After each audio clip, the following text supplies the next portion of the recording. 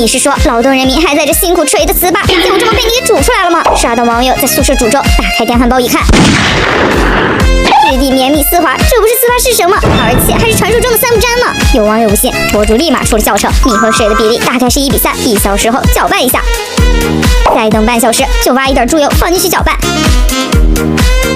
保温10分钟之后，打开就是一份完美的糍粑了呀！这个糍粑还把南翔给吸引了过来。好，果然不怕不会，就怕会的人灵机一动啊！